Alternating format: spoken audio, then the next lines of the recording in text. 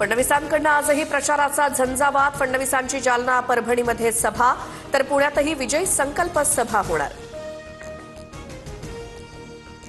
उपमुख्यमंत्री शिंदेंचा आज ठाण्यात रोड शो। सध्या शिंदे दरेगावात। शिंदेंकडून सहकुटुंब शंभू महादेवाचं दर्शन। शिंदेंसोबत भरत गोगावलेही उपस्थित। उपमुख्यमंत्री अजित पवारांची रायगडच्या तळामध्ये आज जाहीर सभा। सभेनंतर रोह्यात पक्षाचा मेळावा। तळा नगरपंचायतीच्या नव्या इमारतीचं भूमिपूजन सोहळ्याचंही आयोजन। ठाकरे बंधूंचा शिवडी विधानसभा मतदारसंघात एकत्रित दौरा। उद्धव ठाकरे आणि राज ठाकरे आज लालबाग परळ आणि शिवडीमध्ये शाखांना भेटी देणार। 66 बिनविरोध नगरसेवकांविरोधात मनसे हायकोर्टात जाणार। अविनाश जाधव आज याचिका दाखल करणार। ठाण्यात अर्ज मागे घेणारे अनेक जण गायब, मनसेचा आरोप। ठाण्यातील व्हिडिओ गंभीर। उमेदवारांना घरातून पकडून पोलीस शिंदेंच्या ठाण्यातील घरी आणतात, संजय राऊतांचा आरोप। तर संध्याकाळी 6:30 वाजता ठाण्यात राऊत आणि अविनाश जाधवांची पत्रकार परिषद। सत्तेचा अमरपट्टा घेऊन कुणीच आलेलं नाही। पश्चिम बंगालमध्ये बिनविरोधाला आक्षेप, महाराष्ट्रात का नाही? राज ठाकरेंचा भाजपला सवाल। तर जनतेच्या कोर्टात आमचे उमेदवार निवडून आलेत, बिनविरोधावरील आक्षेपावर फडणवीसांचं उत्तर। कालपर्यंत ईव्हीएम बोलणाऱ्यांनी आता बिनविरोध सुरू केलंय। बिनविरोध निवडीबाबतच्या विरोधकांच्या आक्षेपानंतर फडणवीसांचं प्रत्युत्तर।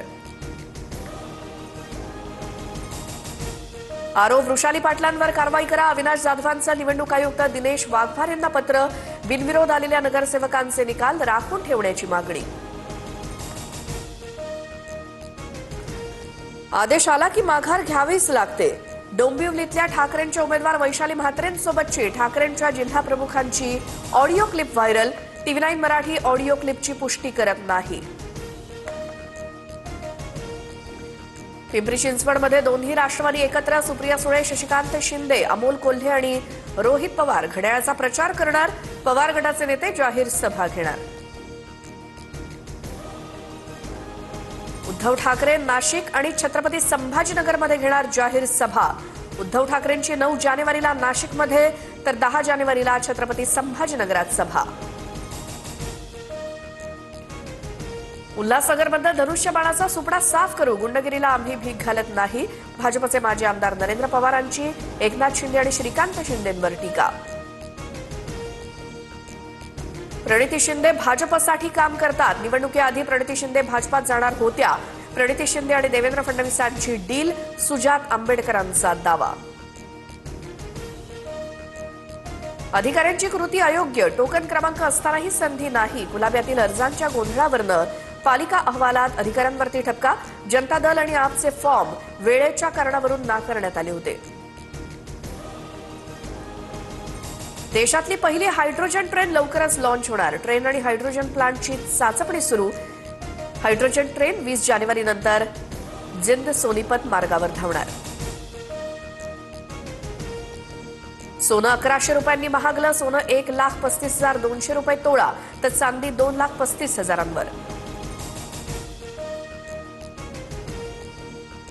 मुंबईतली हवा घातक, AQI 200च्या आसपास। मुंबई, ठाणे आणि नवी मुंबईमध्ये प्रदूषणाचा प्रश्न गंभीर।